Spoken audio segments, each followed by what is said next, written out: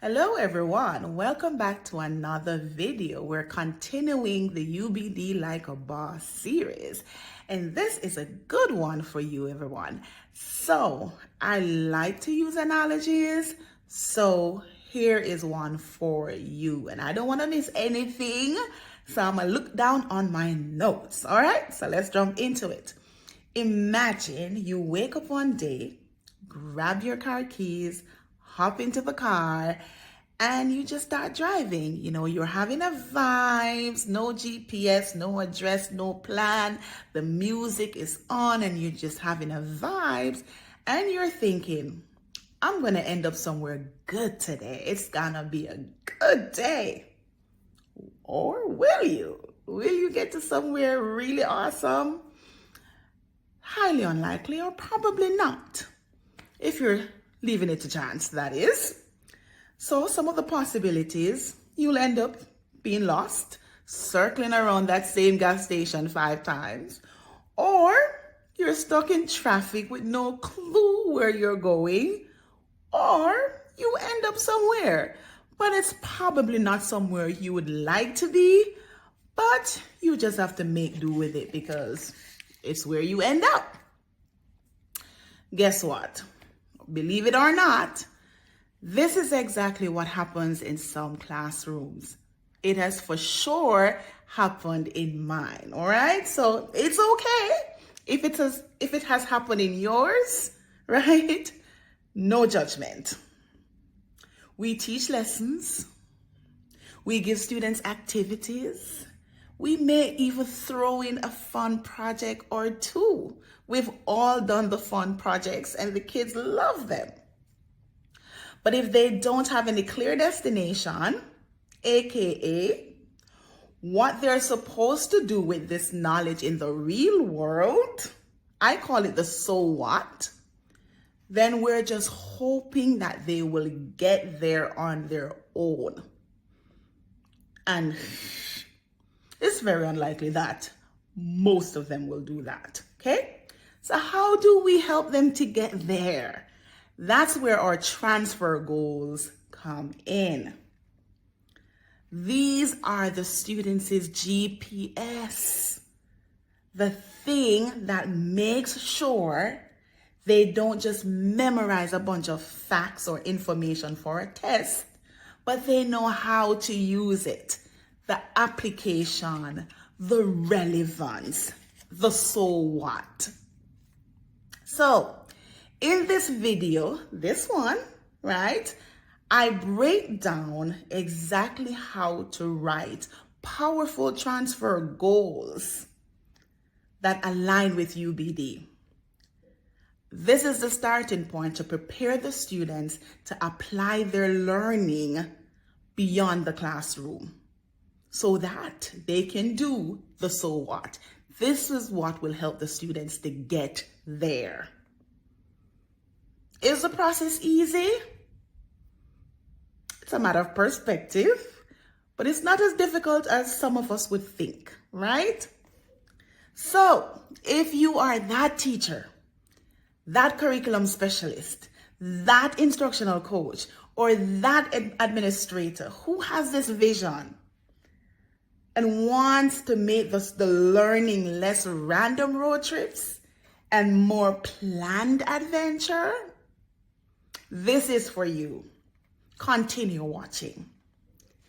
And if you find this video useful, share the love. Come on. We want everybody to know about this good stuff. How do you share the love? You like, hit that notification bell, subscribe, and share it with everyone you know, especially those educators who you know that desire is we want to help the students to get there, to apply their learning, powerful, meaningful learning. All right, so enjoy this video. Leave a comment, a question, so that we can continue this dialogue. Enjoy Steps for Writing Effective Transfer Goal. All right, take care. All right, let's continue with our UBD series. And we're still in stage one, this is still stage one. Now I am diving into writing effective transfer goals, looking at the steps to writing effective transfer goals. And I stumbled across this quote, which I found really interesting. Unlike grade level or course skills that describe a specific knowledge base, transfer goals are the intellectual habits that make skills meaningful. Fisher and Frey 2016. I really found that interesting. How did I get to the end of this? What is going on?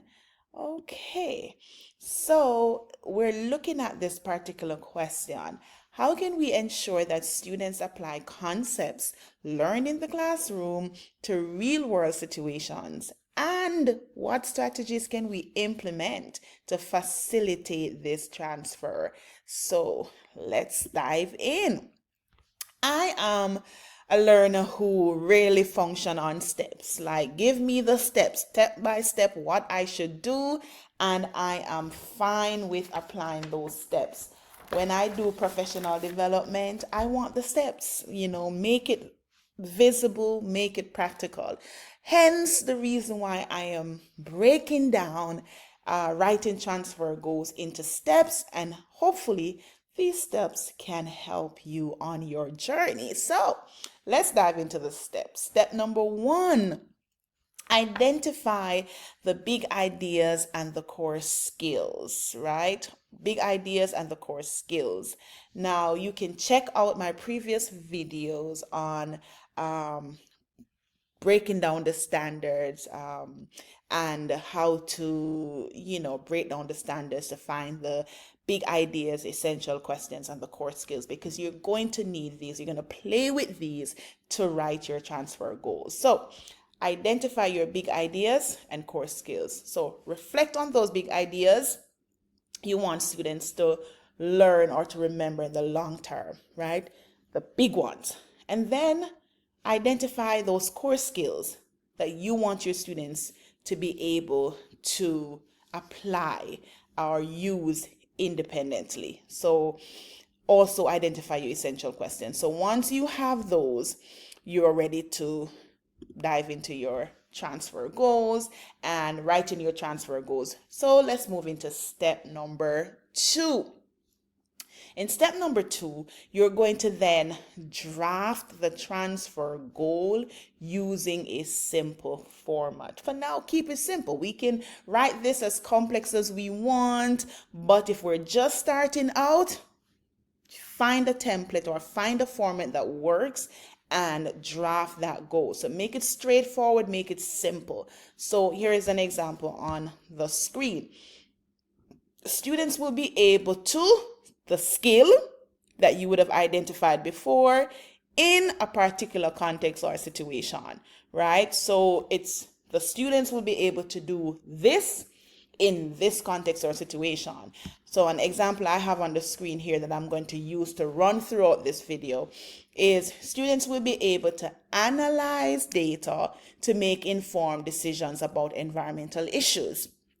So the skills I'm pulling out of this are analyze data and make informed decisions, whereas my context is going to be environmental issues. And the context right now is a little bit broad. We'll talk about that later on. But our step 2 is now to draft or transfer goal using your big ideas or your skills from step number 1. All right, let's move along. So now we're at step number 3. Align with your standards and your learning outcomes. Where do you find those again?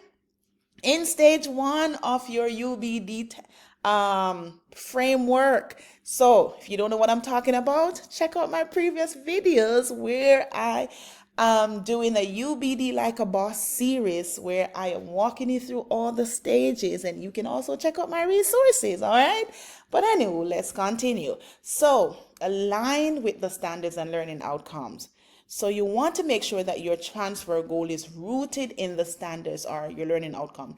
alignment, alignment, alignment, alignment, and more alignment. Okay, so you want to check to make sure that whatever you wrote for your transfer goal aligns with the standards and your learning outcomes, because if they are in opposite polar direction, then you're teaching two different things, right? So make sure we check for that. So look back at your standards. So for my example here, I'm taking my standard is this particular NGSS standard, where students have to apply scientific principles to design a method for monitoring and minimizing a human impact on the environment. So human impact, here we tie under environmental issues, because human impact can create environmental issues. And then the science and engineering practice that is aligned to this would be analyzing and interpreting data, which is the skill that I'm pulling out here, right? Engaging in arguments from evidence, making informed decisions. Students will have to give evidence as to why they are making those decisions, right? Or support that this decision with evidence, all right? So for me, this fits in here and is workable with those standards. So you want to just check for alignment. And we're now at step number 4.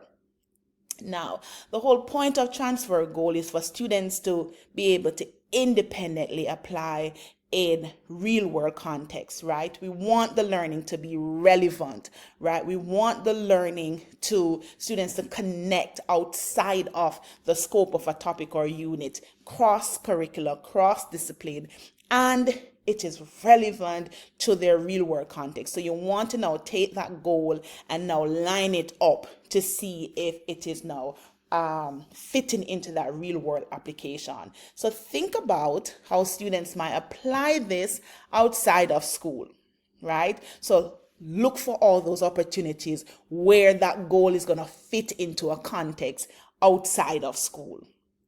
And if it's not lining up, revise that goal to ensure that it's authentic and meaningful in real world context. It is doable. We just have to find it, okay? So for this goal, the real world would be the environmental challenges. So here we could look at managing resources, reducing pollution, protecting ecosystems. So any topic that is related to pollution, ecosystem, resources, this would be amazing and fit really well into this context. Authentic and meaningful.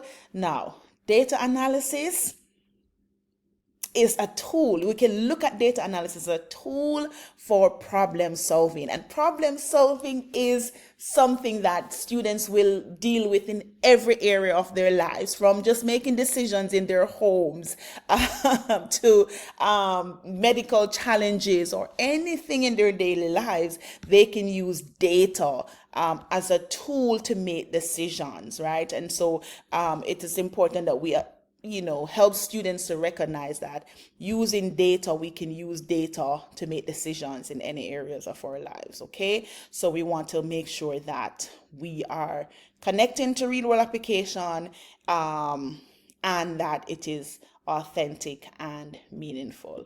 All right, let's dive to step number 5. Step number 5. Guys, if you're just starting out, it may sound overwhelming, sounds like it's a lot, and it can be. Listen, I am talking you through this, and this has been something I've been refining and practicing, and I'm still learning. So I am, growing as I'm doing this. So listen, if you feel overwhelmed, it's okay. Step back, breathe, and come back to it. You can do this, all right? So step number 5. Now that you have your transfer goal, you put in the work and you have this goal, you're going to refine and test for clarity and feasibility. If it's not clear and if it's not feasible, it's not going to work. No matter how amazing you think that goal is. I've written some goals and I've taken it to my colleagues. I can think of one in particular, and she looks at me like, you are insane. Like, no, we're not doing this. She's like, they're not ready. They're not there yet. And I love it. I'm like, oh my God, this goal is amazing. But yeah, not feasible just based on where the kids are. So, and it's okay when you write those beautiful goals and you love them, but we have to test for clarity and feasibility. So what are we going to do? We're going to review the goal to ensure that it is clear and achievable. Keyword right there. So ask, can this goal be assessed through real world tasks? Does it connect to anything real world? If not, toss it. And will students understand what's expected of them? When you present this to the students, are they going to look at you like, you're insane? What are you asking me to do? And their famous words, I don't understand. I don't understand. So will students understand what is expected of them? So let's just break down how to refine and test for clarity. And I have a few things here on the screen, which I'm going to dive into on the next page. So refine for clarity. And this is what you do when you do that. Then you're going to do your feasibility check. Okay, and this is what we do when we do our feasibility check. And then we're going to revise if necessary. So let's dive into each one. All right, so the first one here is refine for clarity. And when you are refining for clarity, the first thing you want to do is clarify your terms. And when I say clarify your terms, you have to decide, especially with your team, define what your terms mean. What do we mean when we say analyze data? What do we mean when we say inform decisions? What do we mean? What are we looking for? What should it look like at your grade level? Very important, right? Because if one teacher is saying one thing for analyze data and another teacher is saying another thing, then it's not clear. So we have to be on the same page where we're breaking down those skills and what we're looking for at our grade levels. So for example, in this context, based on this example here, analyze data might involve identify trends in environmental data like pollution levels or resource usage, right? And informed decision could mean students are making recommendation for reducing impact based on the trends, or they're writing proposals based on the data, right? So that's what it could mean in my context. This is very important. And once that is done, it will ensure clarity, okay? And the next thing on the refining for clarity is to add a context. So when you write it, you gave a context, and here now you're going to look back at that context and you're going to make it even more specific, and you're going to narrow down the focus of that context to make it even more clear. Because environmental issues, that's broad. There are a lot of environmental issues. So one way to do that is to just bring it into your local community, even to the school environment, right? That could be the environmental issues within even the school itself or within the local community, right? So we want to narrow it down. So for example, the local environment, so they could make informed decisions about water conservation or waste reduction in their local community, right? That's even more specific and will add to that clarity. All right. Now, after you have refined for clarity, now you want to do a feasibility check, okay? And in your feasibility check, you're going to do these three things. You want to assess the achievability. Do the students have the needed skills? Remember, the transfer goal, it's a complex thing we're asking the students to do. And earlier, you would have identified skills and sub-skills that you want your students to have. Do they have these skills? And if not, then how are we going to plan? We have to plan for the prerequisite skills and scaffolded activities. So we have to think about how we're going to integrate these along the journey for students to develop these sub-skills that they will need to be able to independently perform that particular goal, right? So for example, in this example I'm using, do students know how to interpret graphs? Do students know how to identify trends? Can they draw conclusions? And if not, then I have to build that into the learning plan where I'm presenting students with data, with graphs, and teaching them how to identify trends, how to write conclusions. I have to build that in. After that, now we have to look at, okay, do we have the resources? What are the resources and the constraints, right?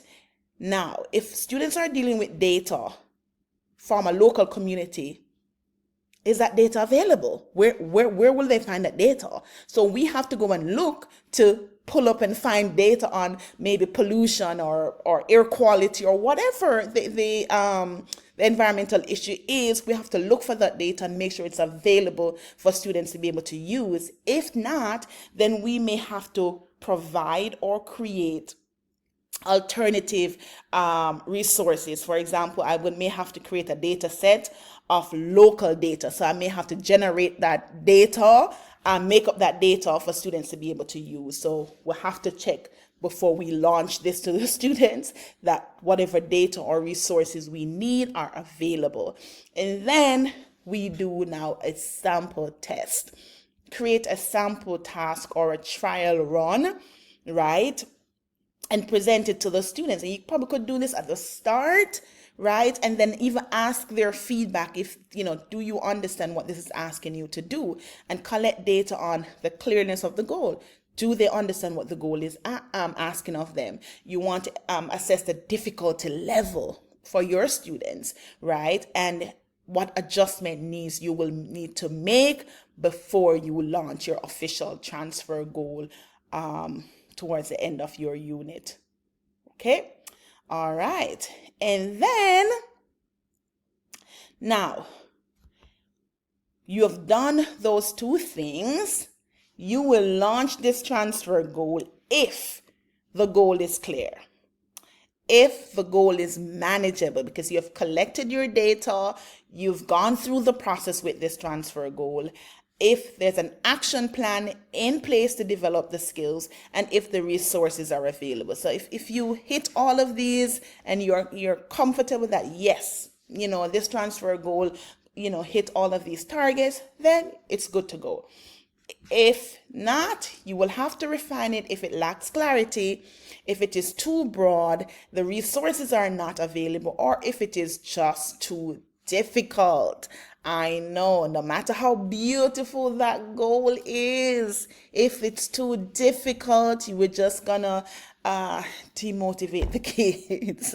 And yes, we want to push the kids, but we have to find that balance, that middle ground, that sweet spot, that sweet spot, man. If not, no we may have to just toss it or refine it.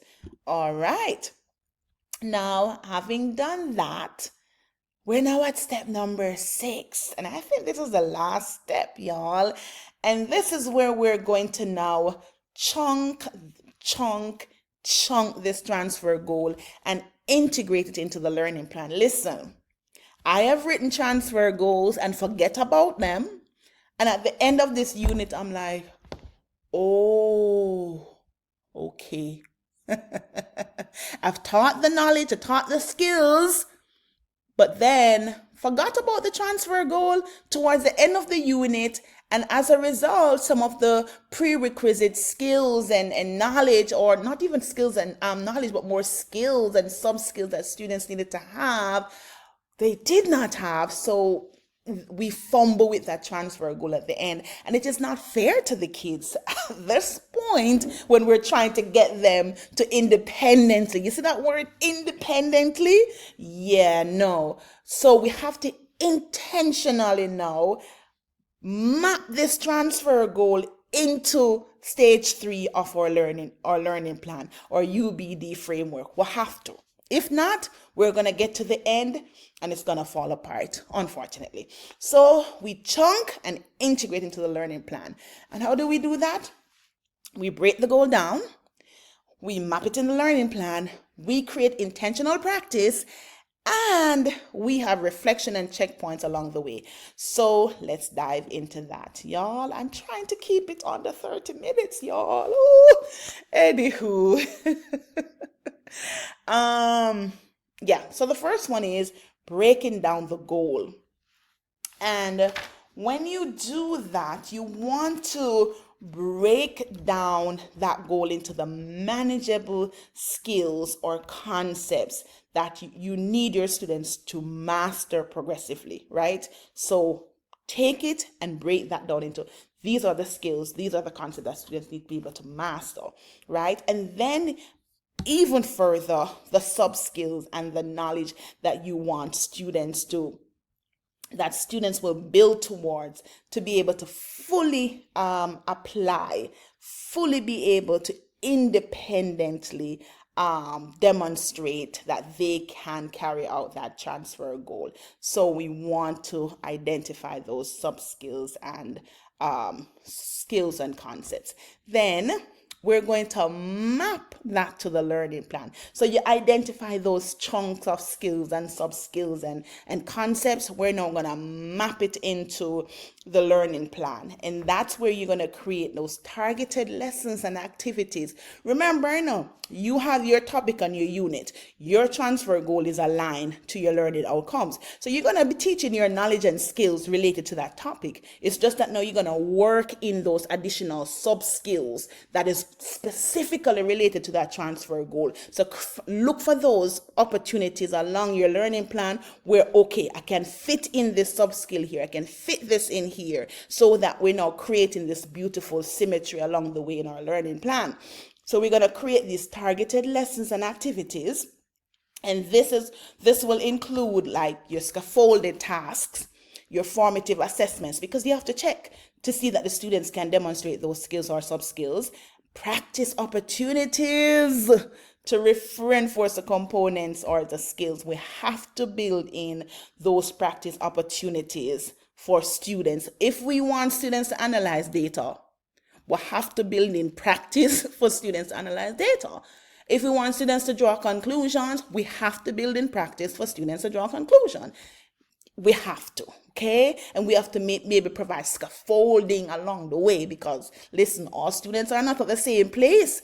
So we have to now provide those scaffolded opportunities or differentiated opportunities to support all of our learners. Whew, this is just beautiful. All right. So now, after you've done that, you want to also bring into your learning plan those intentional practice opportunities. Provide opportunities for students to practice with each chunk, each skill or sub skill that you've worked into your plan. Provide opportunities for practice.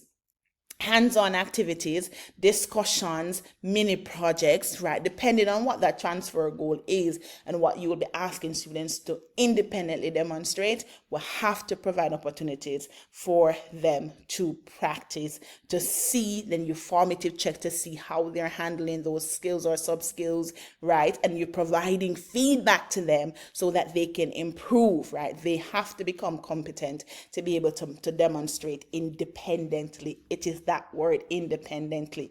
One of the most frustrating things for me is when I get to the end and I have to handhold the kids through this, and it's like, this is not independently at all.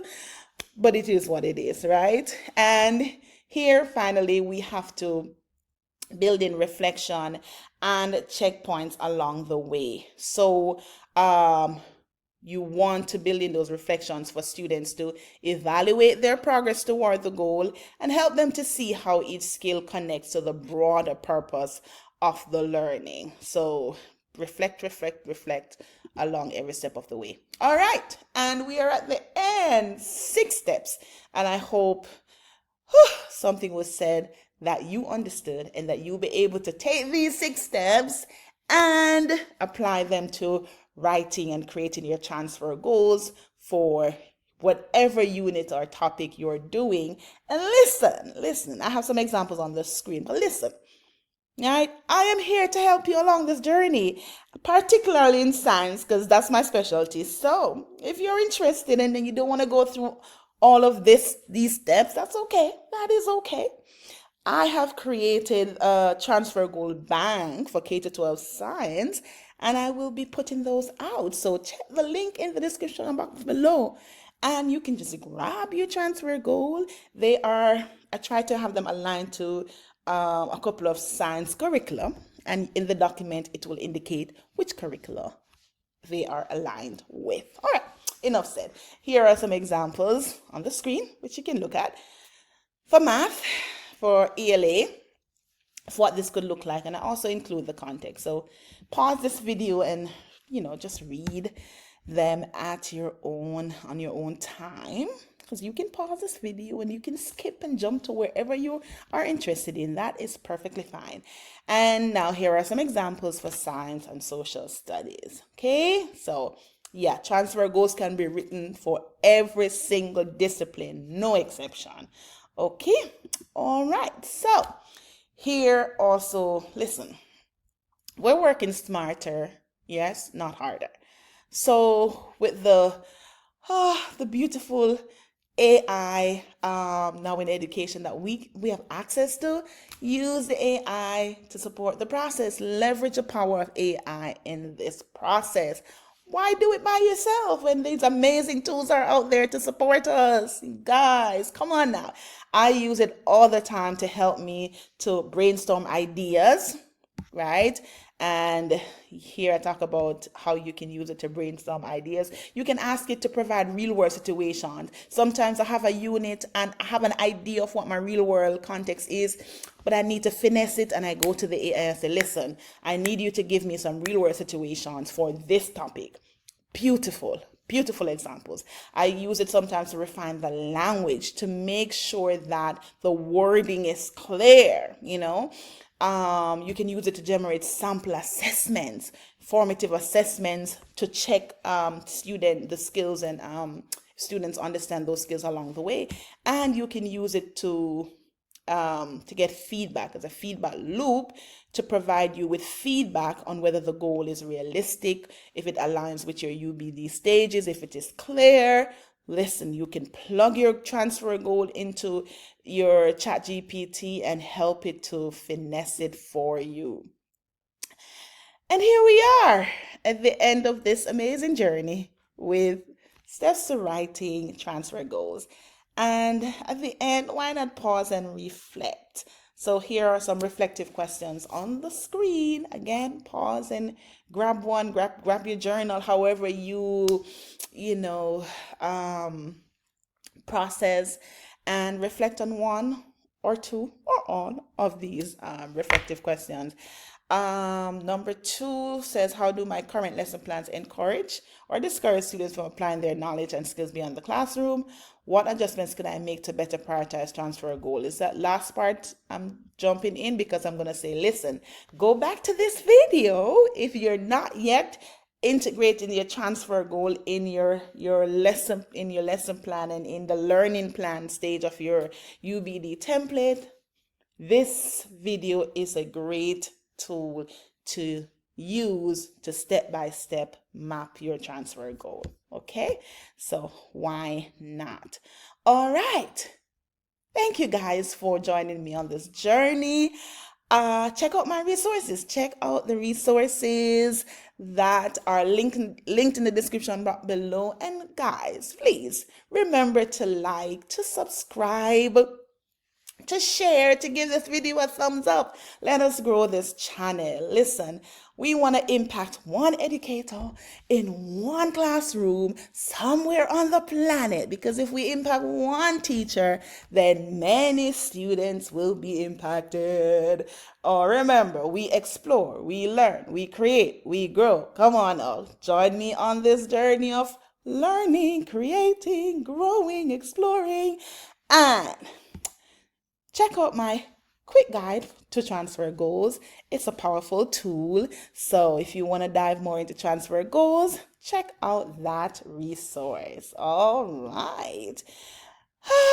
Thank you guys. Thank you guys. If you took the time to watch this video to the end, you are amazing. Thank you. I hope the information was useful on your journey to UBD like a boss. And good luck on this journey. And listen, reach out to me because I am here to support you on this journey. All right. Thank you guys and ta-ta.